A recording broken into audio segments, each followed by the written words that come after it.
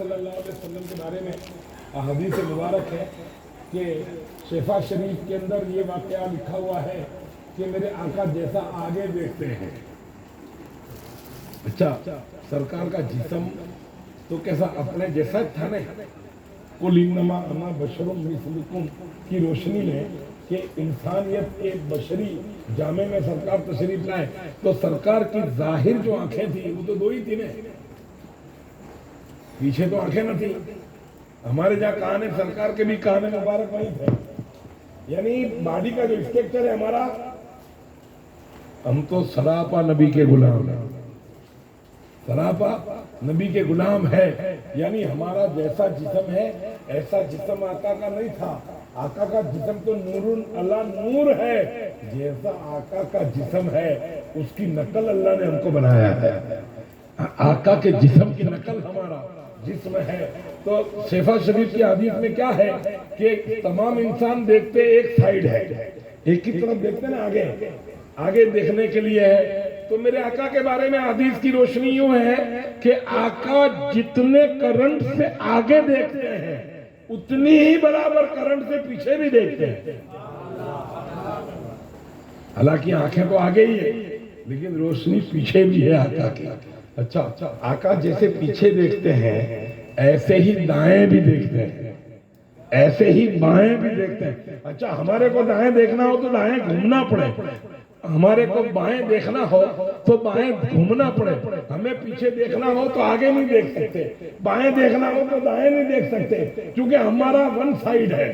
ہم لوگ one side پہ دیکھ سکتے ہیں اور آقا سب سائیڈ سے دیکھتے ہیں. آقا سب سائیڈ سے دیکھتے ہیں اور جیسا آقا سامنے دیکھتے ہیں ویسے ہی آقا پیچھے بھی دیکھتے ہیں, ویسے ہی آقا دائیں بھی دیکھتے ہیں, ویسے ہی آقا بائیں بھی دیکھتے ہیں. اور جیسا دائیں بائیں دیکھتے ہیں ایسا زمین میں بھی دیکھتے ہیں, ایسا ہی عرش اعظم پر بھی دیکھتے ہیں, عرش اعظم پر بھی دیکھتے ہیں. اچھا دیکھتے ہیں یہ میرا ہاتھ ہے, اس کی لمبائی آپ دیکھ رہے ہیں. اب میرا ہاتھ آپ تک نہیں پہنچے گا, میرا ہاتھ آپ تک نہیں پہنچے گا. نبی کا ہاتھ بھی لمبا اتنا ہی تھا. نبی کا ہاتھ کوئی 25 ہاتھ کے جتنا لمبا نہیں تھا. جو ہاتھ کی لمبائی ہے وہی نبی کے جسم کی باڈی کا اسٹرکچر تو سرکار کا ویسے ہی تھا. لیکن جبل قدیس کی پہاڑی پر میرے نبی چلے جائیں اور انگلی کا اشارہ کریں تو وہ انگلی دکھے یہاں لیکن پہنچے چاند تک, پہنچے چاند تک. مقام صیبہ میں علی کے ساتھ سرکار آرام کر رہے ہو, علی کے زانوں پر سر اقدس رکھ کے سرکار آرام کرتے ہو اور سورج جب ڈوب جائے اور علی کی نماز قضا ہو جائے تو میرے نبی مقام صیبہ مدینے کے اندر ایک جگہ کا نام ہے وہاں بیٹھے ہو اور وہاں سے سرکار انگلی کا اشارہ کریں. اشارہ تو وہی مقام صیبہ پر تھا لیکن ڈوبا ہوا سورج مغرب سے باہر آ رہا تھا. تو نبی کے انگلی کا اشارہ جب آسمانوں تک چل سکتا ہے. اچھا چاند نبی کا ایسا غلام نہیں ہے جیسے ہم غلام. سورج نبی کا ایسا غلام نہیں ہے جیسے ہم غلام ہیں. یعنی ہماری غلامی سورج سے بھی آگے ہے, ہماری غلامی چاند سے بھی آگے ہے. چونکہ میرے آقا نے چاند کو یہ نہیں کہا ہے کہ چاند میرا کلمہ پڑھتا ہے, میرے آقا نے سورج کو یہ نہیں کہا ہے کہ سورج میرا کلمہ پڑھتا ہے. اور ہم کو ہمارے آقا نے فرمایا ہے کہ مجھے دیکھا بھی نہیں لیکن میرے امتی میرا کلمہ پڑھ رہے ہیں, میرا کلمہ پڑھ رہے ہیں. اور یہ کلمہ پڑھ رہے ہیں نبی نے اس کو تصدیق کیسے فرمایا ہے؟ نبی نے کہا ہے کہ وہ زمانے کے مسلمان معزز کیسے معزز ہیں, وہ کیسے مقدم ہیں, وہ کیسے مؤخر ہیں, یہ کیسے یقین والے ہیں, یہ کیسے بھروسے والے ہیں. تو میرے نبی نے ہمارے ایمان کی چرچا جب کی تو پروردگار عالم نے ارشاد فرمایا وَالْعَصْرِ إِنَّ الْإِنسَانَ لَفِي خُسْرٍ, والعصر ان الانسان، یعنی زمانہ عصر کی قسم اللہ نے یاد فرمائی، یا نماز عصر کی قسم، تو نماز عصر بھی بیچ کی نماز ہے، یا زمانہ آپ تصدیق کرتے ہو، زمانہ آپ پکڑتے ہو تو زمانہ بھی بیچ کا ہے، تو بیچ کا زمانہ ہے کون سا؟ تو وہ بیچ کے زمانے میں تفسیر اس بات کی نشاندہی کرتی ہے، ترجمے کے بعد تفسیر میں اس بات کا پیغام آتا ہے کہ بیچ کا جو زمانہ ہے وہی یہی زمانہ ہے جو ہمارا ہے۔ انہیں آقا کے پردہ کرنے کے بعد قیامت تک کا جو زمانہ ہے وہ بیچ کا زمانہ ہے، وہ بیچ کا زمانہ، اور اس زمانے کی اللہ نے قسم یاد فرمائی ہے، اس زمانے کی قسم کو اللہ نے یاد فرمایا ہے، اور آقا نے ڈیفینس میں اس بات کی وضاحت فرمائی ہے۔ میرے آقا نے جبرائیل امین کو یہ فرمایا تھا کہ پکا ایمان والا کون ہے؟ پکا ایمان والا کون ہے؟ تو صحابہ، ایک کرام کا جمع کثیر تھا، صحاباؤں کی حاضری میں آقا نے یہ پیغام دیا، تو صحاباؤں نے یہ خیال فرمایا کہ آقا نے یہ سوال پوچھا ہے تو سب سے پکا جو مومن ہے وہ تو آقا کی ذات ہے۔ تو صحابہ نے عرض کیا کہ یا رسول اللہ وہ آپ ہی کی ذات ہے جو صحیح معنوں میں ایمان والی کہلاتی ہے۔ تو میرے آقا نے فرمایا اس میں کون سی بڑی بات ہے، میں نے تو خدا کو دیکھا ہے۔ خاک ساری آہو ساری اور انتصاری دیکھو، بڑے اتنے کہ آپ سوچ نہیں سکتے، اور بات کرنے کا انداز دیکھو۔ نبی کیا کہتے ہیں کہ میں مومن ہوں یا میرا ایمان پکا، اس میں بڑی بات کیا ہے، اس میں بہت کمال کی کیا بات ہے؟ مجھے تو اللہ نے عرش اعظم پر بلایا ہے، میں نے تو خدا کو دیکھا ہے، میں تو نبی ہوں اور اولو العزم نبی ہوں، تمام نبیوں کا نبی ہوں، اس میں کوئی کمال کی بات نہیں۔ تو پھر صحابہ نے عرض کیا سرکار جب ایسی بات ہے تو پھر وہ ایمان ہمارا ہے۔ تو سرکار نے فرمایا تم نے مجھے دیکھ کے کلمہ پڑھا، اس میں کون سا کمال کیا؟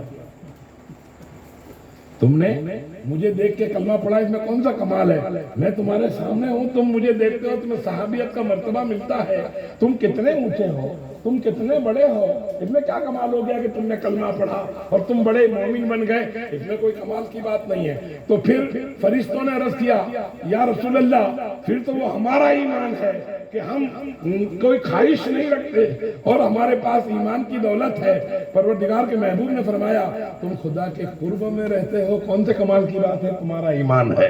تم نبی خدا کی بارگاہ میں حاضری دیتے ہو، وہاں جاتے ہو، وہاں بیٹھتے اٹھتے ہو، جاتے آتے ہو، فرمان ربی پر عمل کرتے ہو، مولا کے کام کے اندر تم لگے ہوئے ہو، تم کو اللہ نے جو ہے تمام خواہشات سے پاک رکھا ہے، تمہیں نہ نفسانیت ہے، تمہیں نہ خواہشات ہے، نہ تمہاری شادی ہے، نہ تمہاری بیوی ہے، نہ تمہارے بچے ہیں۔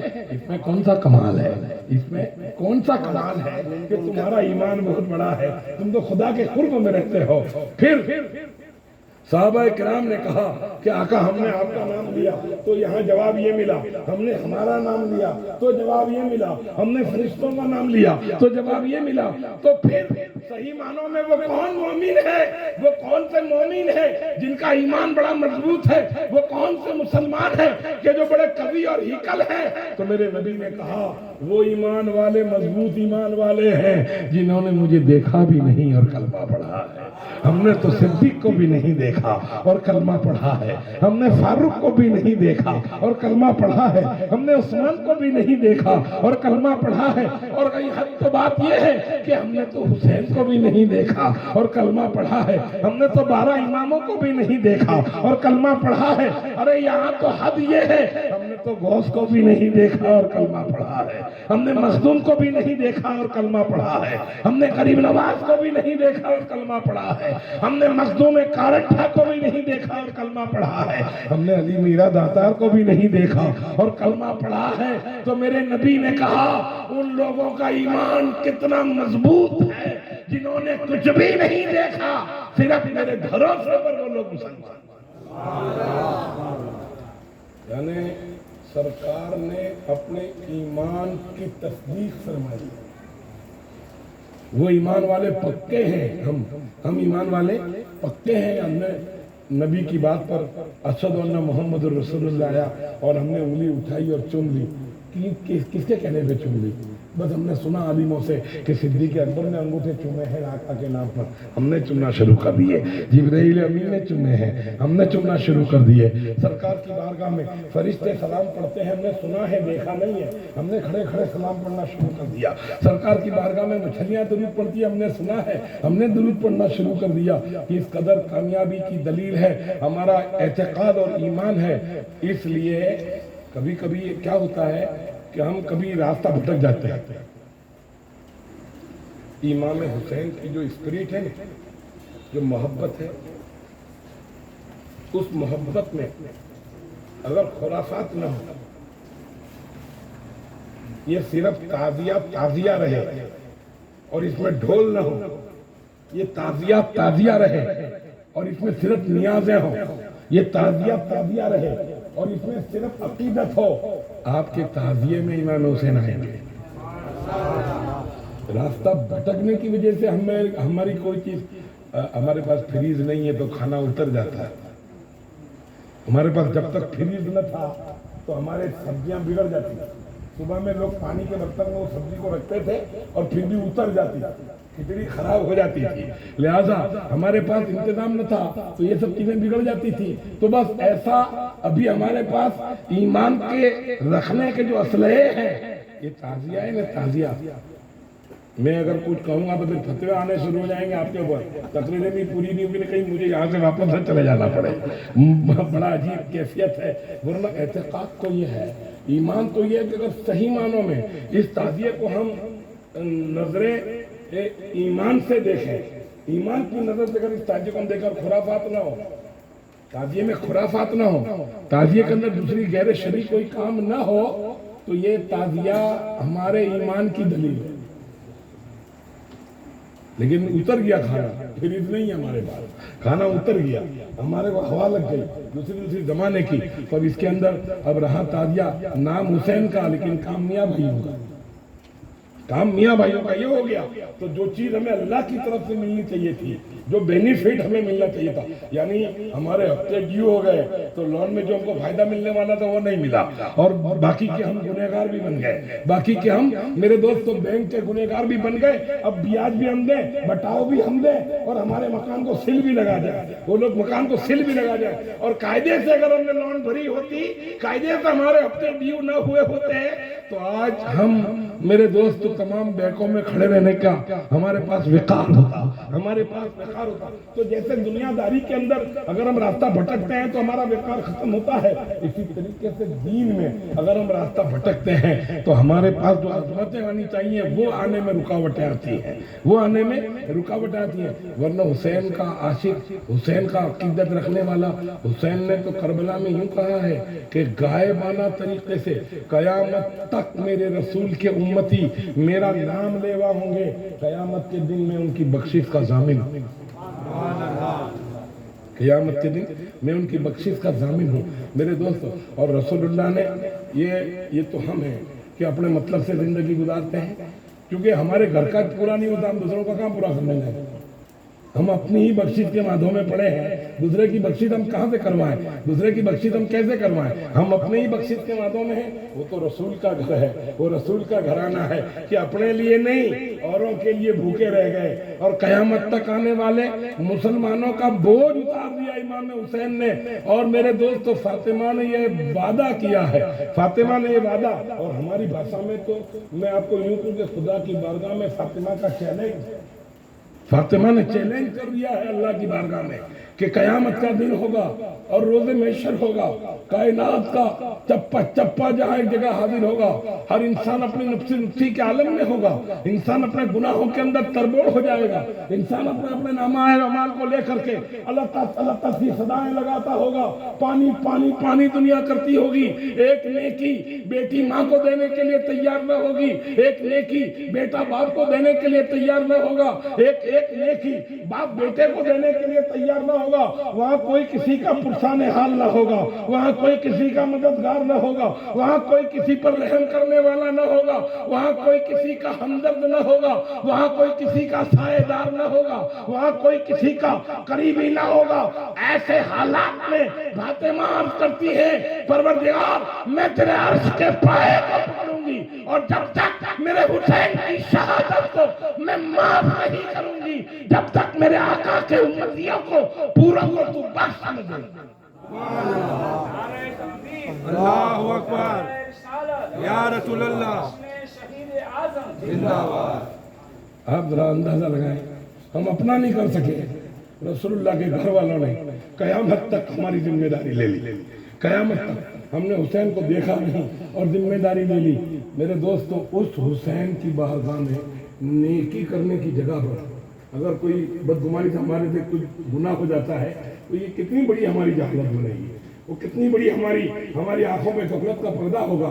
آپ ذرا غور تو کرو میرے دوستو، ایک انسان دنیا میں کوئی گناہ کرتا ہے اور اس گنہ گار کو لوگ پکڑ لیتے ہیں تو اس کو کیسی سزا دیتے ہیں، اس کو کیسی سزا دیتے ہیں، سمجھتے بھی نہیں اور اس کی حالت بگاڑ دیتے ہیں، اس کے حالات کا معاہدہ کر لیتے ہیں۔ میرے دوستو، تو میں آپ کو کہتا ہوں کہ ہم تو عند اللہ گنہگار ہیں، اللہ کے قدم قدم پر گنہگار ہیں۔ الخطا مرکب والنسیان، حسین کو بھی معلوم ہے کہ یہ گنہگار ہے، حسن کو بھی معلوم ہے کہ یہ گنہگار ہے، اس کے باوجود بھی پروردگار عالم کی بارگاہ میں مصطفیٰ جان رحمت نے ایک حدیث میں کیا فرمایا؟ درود پاک پڑھ لیجئے۔ اللہم صلی علی سیدنا صلاۃ والسلام علیہ۔ اے اللہ، تیری بارگاہ میں جتنے پرہیزگار لوگ آئیں گے وہ سب تو تیری رحمت سے بخشے جائیں گے، صدیق صداقت سے بخشے جائیں گے، فاروق اعظم عدالت سے بخشے جائیں گے، عثمان سخاوت سے بخشے جائیں گے، علی شجاعت سے بخشے جائیں گے، حسین شہادت سے بخشے جائیں گے۔ یعنی جو اولو العزم لوگ ہیں، بڑے بڑے لوگ ہیں، وہ اپنی اپنی کارکردگی کی کیٹاگری سے مولا کی بارگاہ میں قرب حاصل کریں گے اور ان کا کام بن جائے گا۔ تو میرے آقا نے کیا فرمایا؟ اے اللہ، جتنے نوجواں ہیں وہ سب تیرے ہیں، جتنے پرہیزگار ہیں وہ سب تیرے ہیں، جتنے نیکوکار ہیں وہ سب تو لے لے۔ اے اللہ، جتنے اچھے اچھے ہیں وہ سب تو لے لے۔ رسول اللہ کا وعدہ ہے، مصطفیٰ جان رحمت رحمت للعالمین ہے، پیغام کیا دے رہے ہیں؟ اے اللہ، گنہگار مجھے دے دے، نیکوکار تو لے لے، بدکار مجھے دے دے، اچھے اچھے تو لے لے۔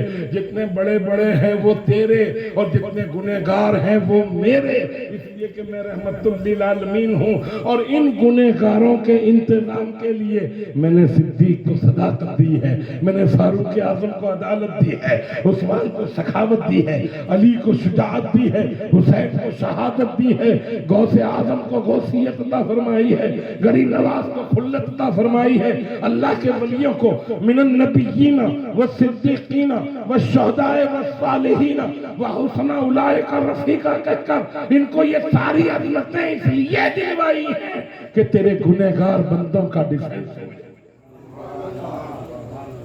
تو ہمارے لیے اتنے بڑے بڑے کام نبی نے کیے ہیں، اور نبی کی آل کو قرآن میں یوں کہا، پہلا میرا موضوع جو تقریر کا تھا وہ یہی تھا کہ قُلْ لَا أَسْأَلُكُمْ عَلَيْهِ أَجْرًا إِلَّا الْمَوَدَّةَ فِي الْقُرْبَى، کہ اے محبوب تم کیا چاہتے ہو؟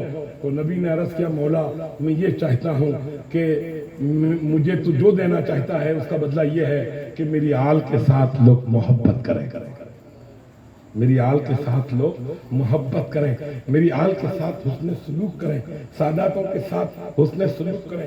آج کتنے بن بیٹھے ہوئے سادات بھی ہیں، کتنے ایفیڈیٹ والے بھی سادات ہیں، اور کتنے لوگ تو یہ ایفیڈیٹ کراتے ہیں تو ان کو میں نے پوچھا بھی کہ تم سادات کو لکھوا دیتے ہو؟ تو کیا کہتے ہیں کہ ایفیڈیٹ کروانے کے بعد دربار کا کو لکھوانے کا، جب ایفیڈیٹ کروایا ہے تو شیخ کا کو لکھوانے کا، ایفیڈیٹ کروایا ہے تو پٹھان کا کو لکھوانے کا، سب سے بڑی جو ذات ہے وہی لکھوا دینے کا۔ تو بولے یوں ہم سید لکھوا دیتے ہیں۔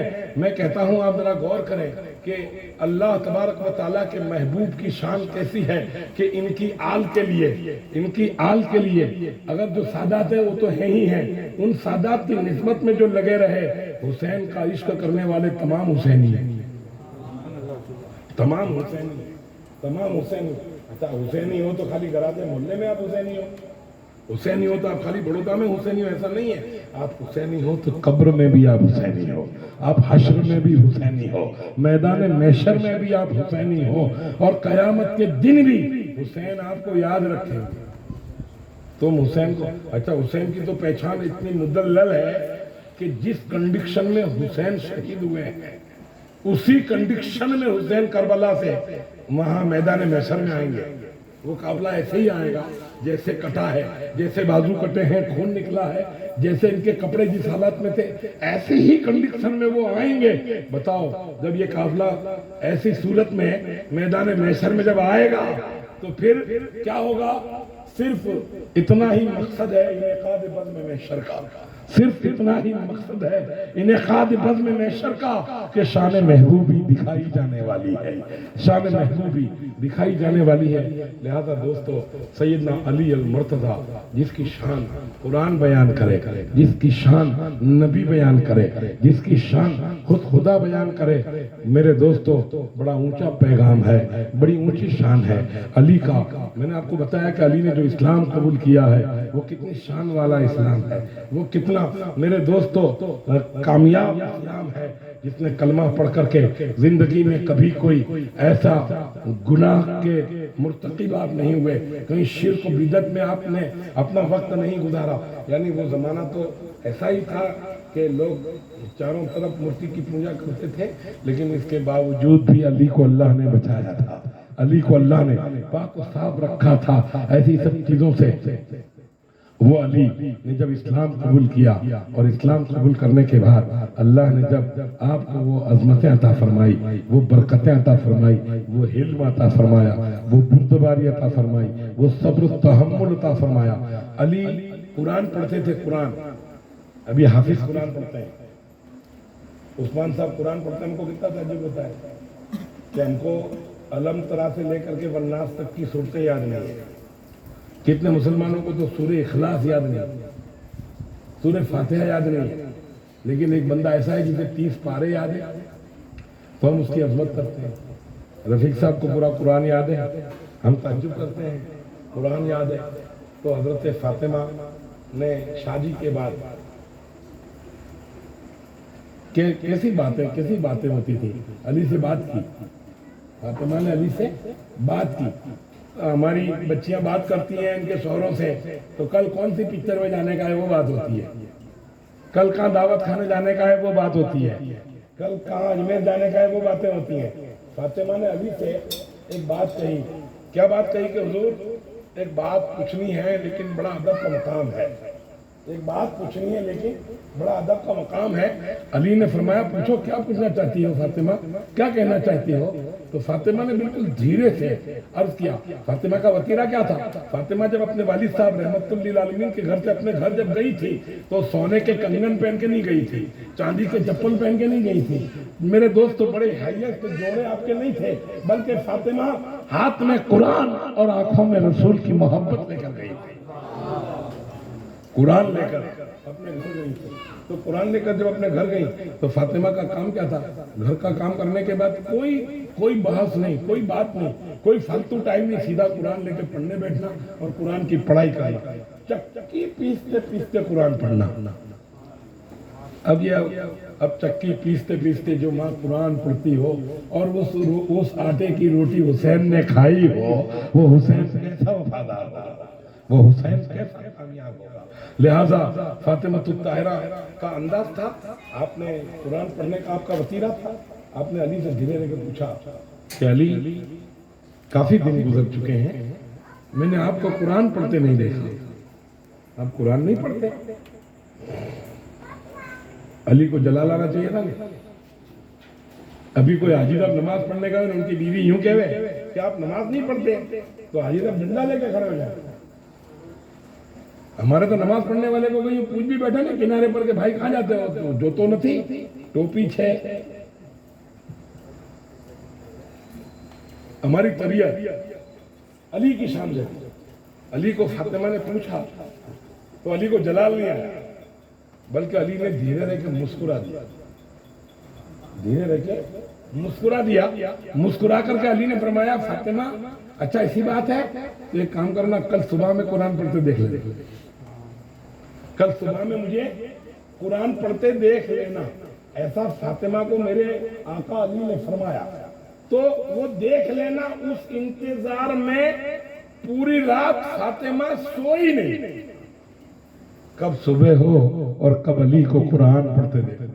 کب صبح ہو اور کب علی کو قرآن پڑھتے دیکھو. کیسا انتظار قرآن سننے کا, کیسا انتظار اپنے شوہر کے پاس قرآن پڑھتے دیکھنے کا. اب یہ انتظار میں آپ نے وقت گزارا. پوری رات آپ نہیں سوئی. پوری رات آپ نے ادھر ادھر کر کے نکالی. صبح ہوئی, صبح میں غسل وغیرہ کیا, جو تیار ہونے سے تیار ہوئے. علی نے بھی, علی کو تو کچھ پڑی نہیں تھی. علی نے تو کہہ دیا کل صبح میں دیکھ لینا. سو گئے. صبح اٹھے, نماز پڑھی. جیسے ہی فارغ ہوئے ناشتے وغیرہ سے, علی تو گھر سے نکلے. فاطمہ نے کہا علی نے تو قرآن پڑھنے کا کہا تھا, یہ تو گھر سے نکل بھی گئے, یہ قرآن پڑھنا. اچھا ادب کا یہ مقام تھا کہ فاطمہ نے دوبارہ پوچھنا گوارا نہیں. اب لوگوں نے وعدہ کر لیا ہوگا صبح میں 500 روپے دوں گا. جو آج ادھر گھر سے نکل گئے ہو تو اجانی ابھی تو فون کا زمانہ آیا. ارے باہر نکلتے نکلتے چال پکڑ لے, پہلے 500 روپے لوں. ارے صبح کی نماز پڑھتے پہلے پوچھ لے, پہلے 500 روپے الوانو آپ کی تجھے آپ ہی دے جو. مگر شان دیکھو اسلام کی, تہذیب دیکھو رسول کی بیٹی کی, ادب دیکھو فاطمہ کا. فاطمہ پوری رات جس کا انتظار کر رہی ہے, صبح اس کا پوچھ نہیں رہی. پوری رات جس کے انتظار میں نکالی, سوئی نہیں. دیکھنا ہے علی کو قرآن پڑھتے مگر پوچھا نہیں. علی گھر سے نکلے, فاطمہ بھی پیچھے پیچھے نکلی. فاطمہ بھی نکلی. فاطمہ کی حد تھی مکان کے باہر نہیں آنے کا, دروازے کے اندر کھڑے رہنے کا.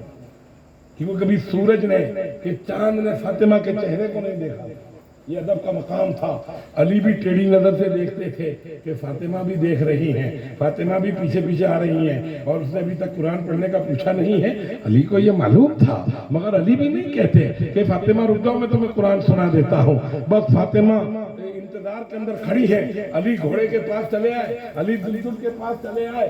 علی نے دیکھا کہ اب گھوڑے کے پاس تو میں آ گیا ہوں, لیکن اب مجھے گھوڑے کے اس طرف منہ کر کے میرا منہ فاطمہ کی طرف ہو اور میں گھوڑے پر سوار ہوں, ایسا مجھے چلنا پڑے گا. تو علی جب ان کے گھوڑے کی طرف آئے اور فاطمہ کا اور علی کا منہ جب ایک ہوا تو علی کہتے ہیں کہ وہ اس وقت میں دیری نہ تھی کہ فاطمہ رو دیتی. فاطمہ کے رونے کی تیاری تھی اس وجہ سے کہ علی نے قرآن پڑھنے کا کہا تھا اور نہ سنایا. علی نے قرآن پڑھنے کا کہا تھا اور نہ پڑھا. علی دیکھتے ہیں علی کے چہرے پہ مسکراہٹ تھی, فاطمہ کے چہرے پر غم تھا. فاطمہ علی کو دیکھتی ہیں, علی فاطمہ کو دیکھتے ہیں. علی نے پہلا پیر پیگڑے میں ڈالا اور ڈالنے کے بعد فاطمہ اب نراش ہو گئی. فاطمہ نے اب چھوڑ دیا ارادہ کہ اب قرآن نہیں سننے ملے گا. لیکن علی نے جیسے پیگڑے میں پیر ڈالا اور گھوڑے کے زین کو علی نے تھاما اور اعوذ باللہ من الشیطان الرجیم پڑھنا شروع کیا. جیسے ہی اعوذ پڑھنے کے بعد بسم اللہ پڑھنا شروع کیا, گھوڑے کے پیگڑے پر دوسرا پیر جا رہا ہے, تلاوت قرآن ہو رہی ہے. فاطمہ تنگ ہے, فاطمہ پریشان ہے کہ یہ قرآن کون پڑھتا ہے اور کیسا پڑھتا ہے. یہ تو بات میری سمجھ سے باہر تھی. علی کا پیر جا رہا ہے اور قرآن کی تلاوت ہو رہی ہے. اتنی اسپیڈ کے ساتھ قرآن کی تلاوت ہو رہی تھی کہ پیر دوسرے پیگڑے میں پہنچنا ہی تھا کہ 30 پاروں کی تلاوت آپ نے پوری کی. نعرہ تکبیر, اللہ اکبر, یا رسول اللہ, مصطفیٰ. ایک یاسین شریف حسین کے نام پر نہ پڑھ سکنے والوں, تعزیہ کر کے حسین کو راضی نہیں کر. تعزیہ کر کے حسین کو راضی نہ کر سکو گے. حسین کو راضی کرنا ہے تو تلاوت قرآن کرنی ہوگی. حسین کا جسم چھلنی ہو گیا, سر تن سے جدا ہو گیا, سر نیزے پر ہے اور وہ نیزے پر بھی سر قرآن کی تلاوت کر رہا ہے, قرآن پڑھ رہا ہے. دیوانوں, اگر یاسین شریف پڑھ رہے ہو اور حسین کی بارگاہ میں پیش کرتے ہو تو سچی غلامی کا ثبوت ہے. اگر نمازیں پڑھ رہے ہو اور امام علی مقام کی بارگاہ میں ثواب پیش کر رہے ہو تو یہ محبت کا ثبوت ہے.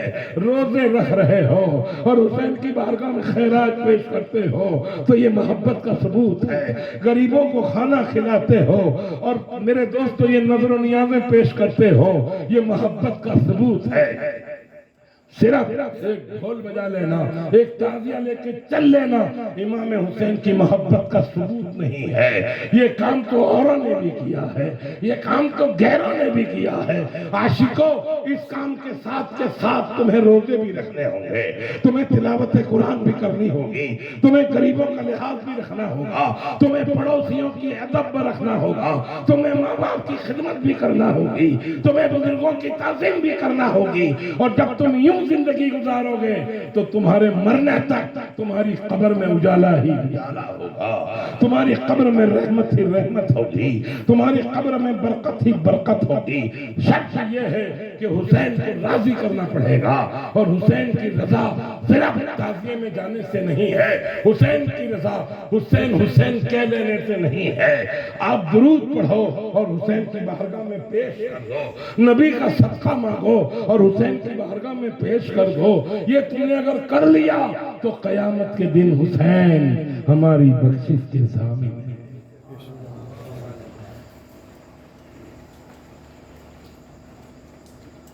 تقریر کرنے کا اب کوئی سواد میرے اندر رہ نہیں ہے.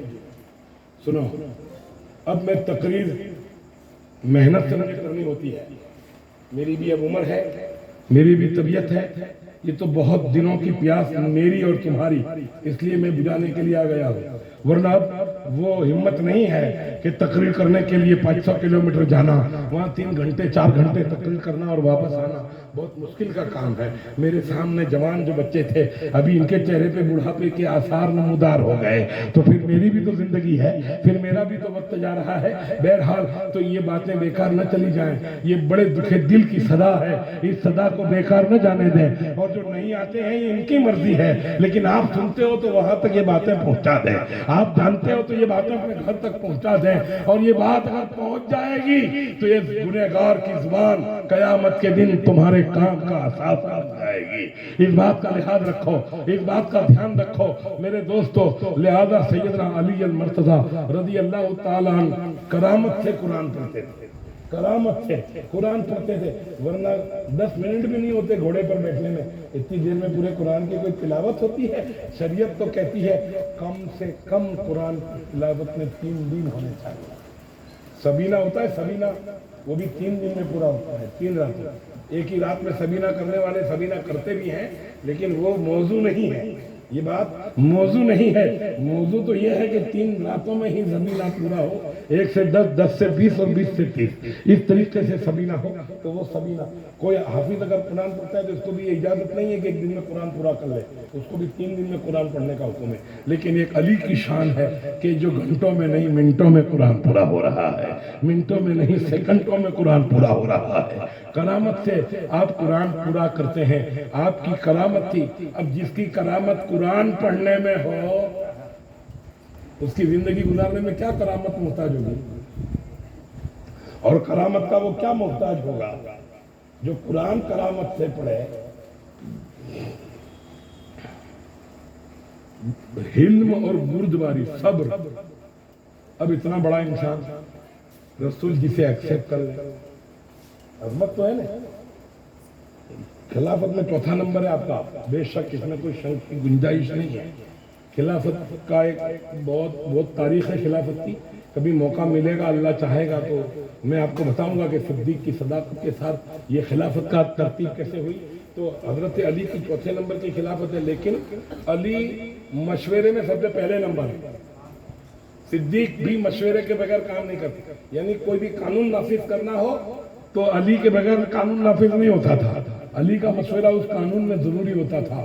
تو وہ علی اتنے بڑے اور اس قدر بردبار اور اس قدر صبر آزما کہ آپ کا غلام تھا. اس غلام نے یہ نکی کرا کہ علی کو میں نے کبھی جلال میں نہیں دیکھے, تو لاؤ میں کچھ ایسی حرکت کروں کہ علی جلال میں آ جائے اور میں نے دیکھ لوں. اب غلام کو تو حرکت کرنے میں کون سی بڑی بات, اب حرکت کیا کی غلام نے معلوم ہے؟ وہ غلام دیوار سے باہر آ گیا اور علی اندر رہے. علی نے اندر سے آواز دی اخذت یا غلام اخذت یا غلام. دیوار کے باہر ہی تھا, سنتا تھا لیکن جواب نہیں دیا. علی نے 70 مرتبہ آواز دی. کتنی مرتبہ؟ 70 مرتبہ آواز دینے کے بعد علی باہر آئے تو وہ باہر ہی کھڑا تھا. علی نے کہا تھا کہ بھائی تیرے کو 70 آواز دی, کم سے کم ایک بار تو بولتا کہ میں یہاں ہوں, ایک بار تو کہتا کہ میں یہاں کھڑا ہوں, تو نے ایسا کیوں کیا؟ تو اس نے عرض کیا کہ حضور کوئی غایت تھی میری, کوئی خیال تھا میرا. تو علی نے کہا کیا خیال تھا؟ کہ خیال یوں تھا کہ آپ کو میں نے جلال میں کبھی نہیں دیکھا. آقا میں یہ چاہتا ہوں کہ آپ کو جلال میں دیکھوں تاکہ میں آپ بلائیں میں نہ جاؤں, آپ بلائیں میں نہ جاؤں, آپ بلائیں میں نہ جاؤں.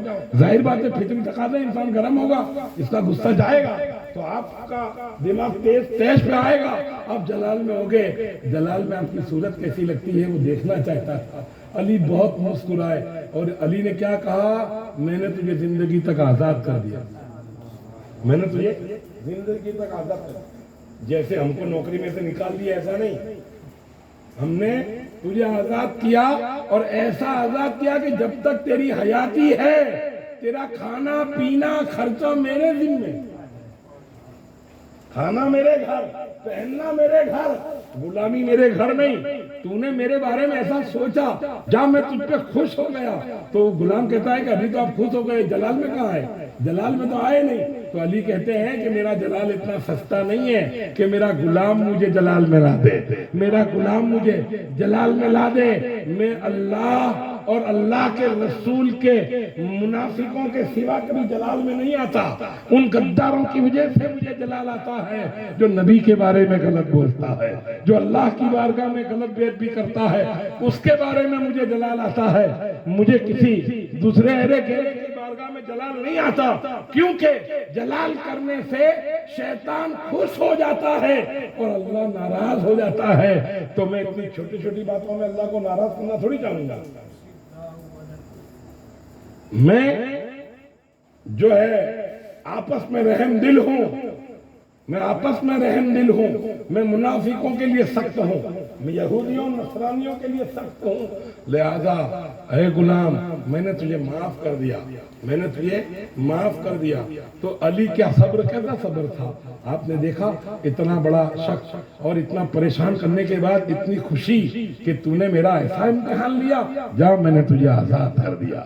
آزاد یوں کیا ہے کہ تجھے غلامی اب نہیں کرنی, تجھے کھانا بھی میرے گھر کھانا ہے, تجھے پانی بھی میرے گھر پینا ہے, تیری زندگی کے اثاثے میرے یہاں ہوں گے, مگر تیری طبیعت سے تو زندگی گزارے گا, تو غلامی نہیں کرے گا. حضرت علی رضی اللہ تعالیٰ عنہ آپ کی دوسری ایک کرامت کہ آپ جنگ صفین میں جا رہے تھے. جنگ صفین میں آپ تشریف لے جا رہے تھے, تو آپ اپنے رفیقوں کے ساتھ, اپنے عاشقوں کے ساتھ, یعنی اپنے مریدوں کے ساتھ, اپنے چاہنے والوں کے ساتھ, اپنے عقیدت مندوں کے ساتھ اب جا رہے ہیں. ایک ٹولی تھی, ایک ٹکڑی تھی عاشقوں کی, وہ جا رہی تھی ساتھ میں. چلتے چلتے کافی دور پہنچے تو ان عزیزوں نے عرض کیا حضور بڑی شدت سے پیاس لگی ہے, پانی کا انتظام کہیں دکھائی نہیں پڑتا. تو حضرت علی نے کیا فرمایا, سامنے گرجا ہے, اس گرجا میں ایک پادری بیٹھا ہے, چلو وہاں سے پانی تلاش کرتے ہیں, چلو وہاں سے پانی ڈھونڈ لیتے ہیں, وہاں سے پانی کا پتہ معلوم کرتے ہیں. پادری کے پاس کچھ عاشق گئے اور جانے کے بعد کہا کہ بھئی ہمیں یہاں پانی کی ضرورت ہے, ہم پیاسے ہیں. کہا تم پیاسے ہو یہ بعد میں, لیکن تم ہو کون یہ بتاؤ بھائی. بولے ہم لوگ مسلمان ہیں, نبی کے کلمہ پڑھنے والے. کہا کہاں جا رہے ہو؟ کہا جنگ صفین میں جا رہے ہیں. کہاں رسول اللہ صاحب ہیں؟ کہا رسول صاحب نہیں ہیں. کہا رسول اللہ کے داماد ساتھ ہیں؟ بولے یہ پادری ہے, اس کو مسلمان کا پتہ نہیں ہے, رسول اللہ کے داماد کی باتیں کرتا ہے. بولے ہاں ہے. کہا چلو مجھے ان کے پاس لے.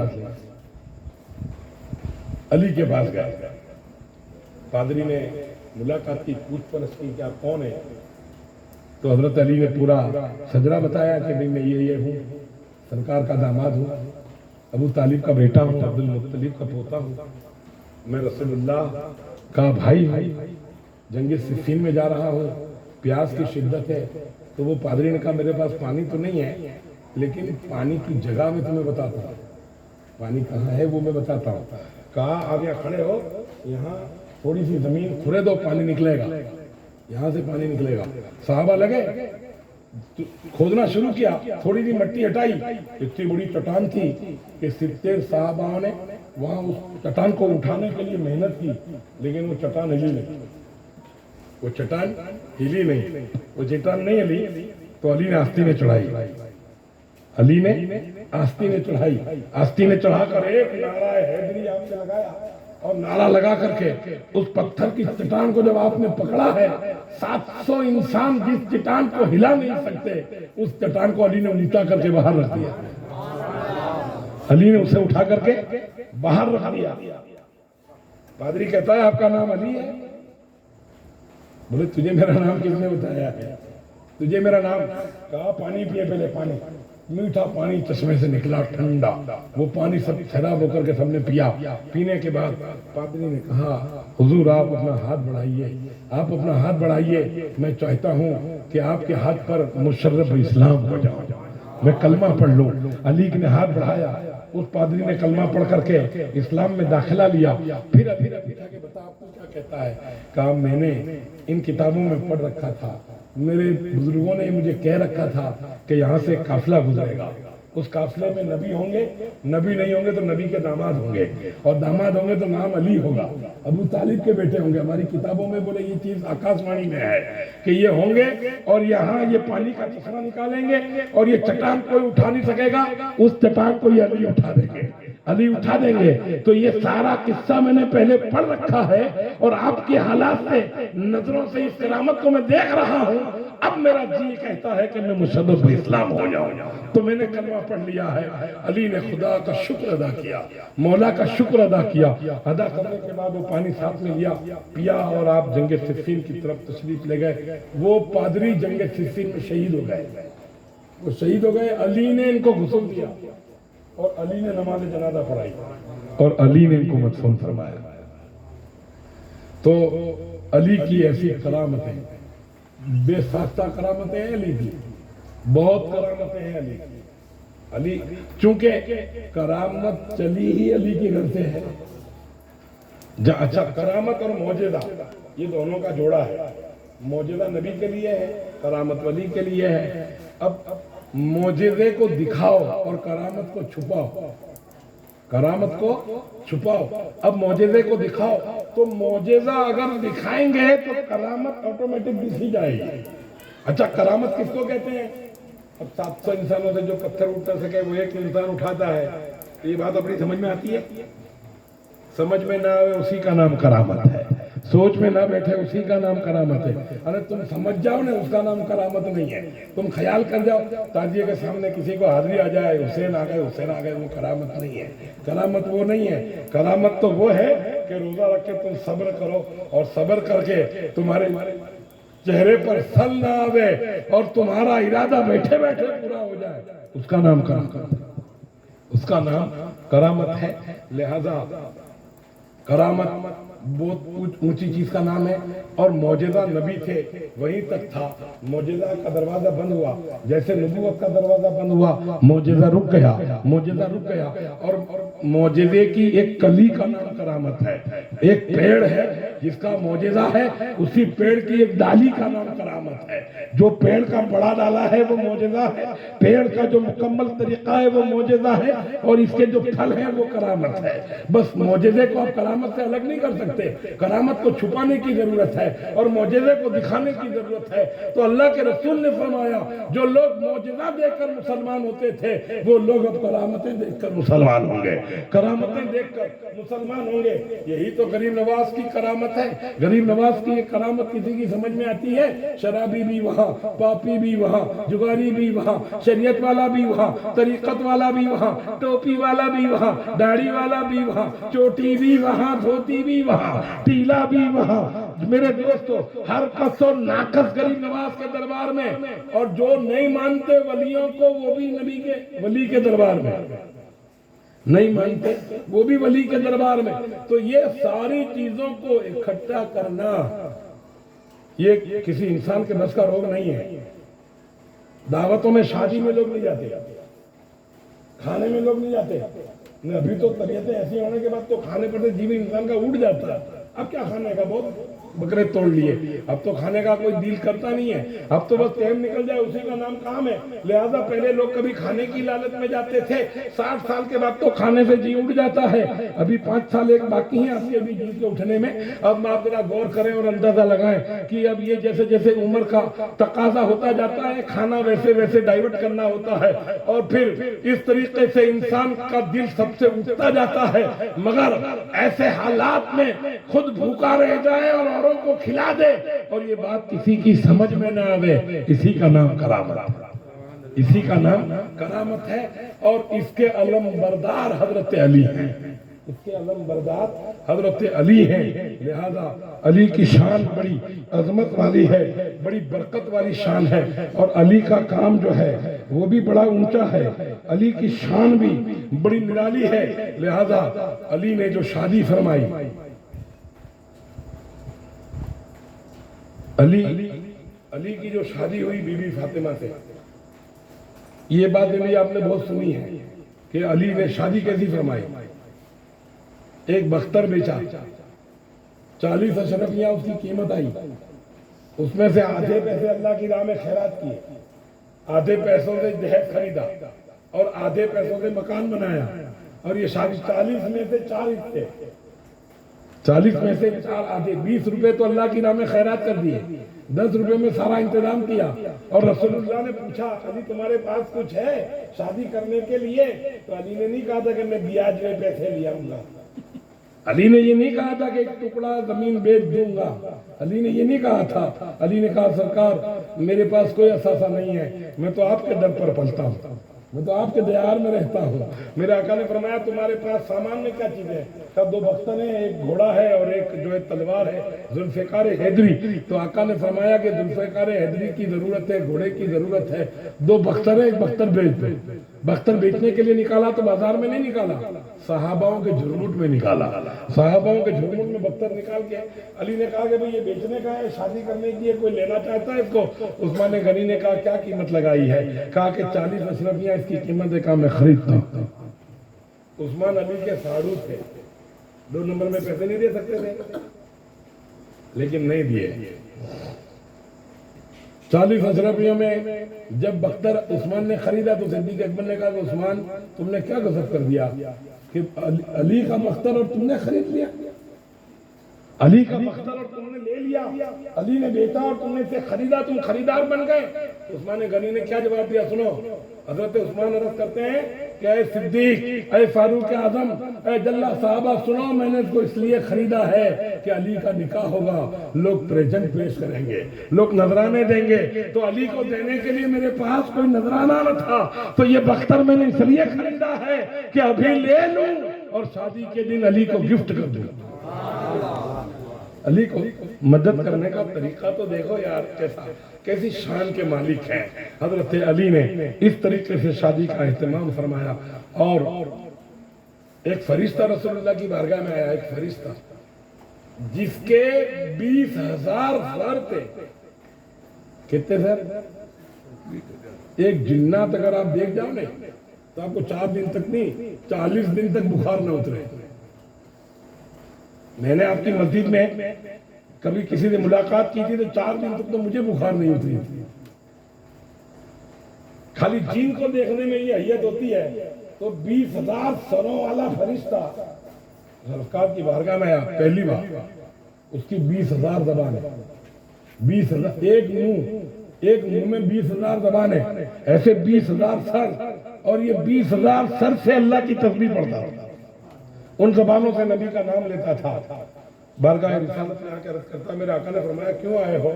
پہلی بار دیکھے ہو, کیا بات ہے, آنے کی وجہ کیا ہے؟ کہا نور کی تنویر کو نور کے ساتھ کرنے کے لیے آیا.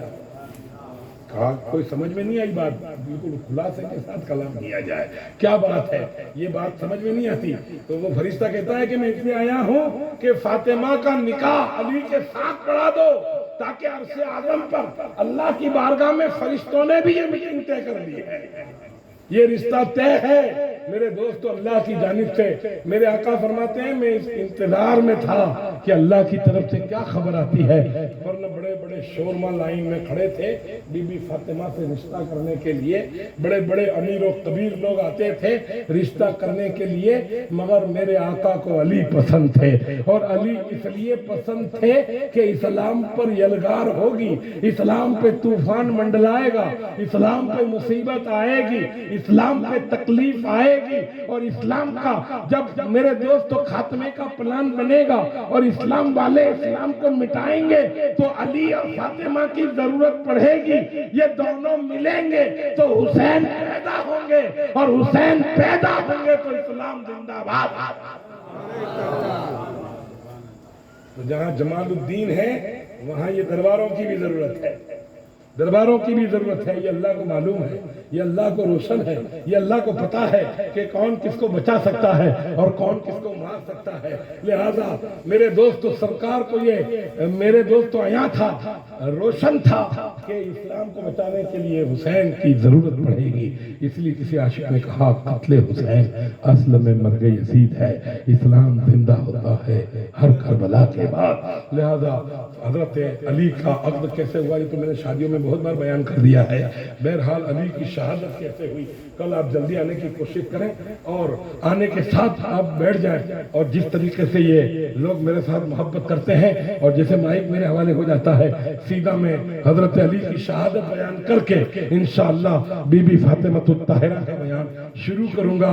زیادہ سے زیادہ تعداد میں میری مائیں اور بہنیں شرکت کریں اور فاطمہ کے ذکر کو سماعت کریں. خوب کی سیر چمن گل چنے شاد رہے، بھاگ بھاگ جاتا ہوں میں گلشن تیرا آباد رہے. وآخر دعوانا ان الحمدللہ رب العالمین. اب مختصر طریقے سے صلاۃ و سلام پڑھ لیجیے.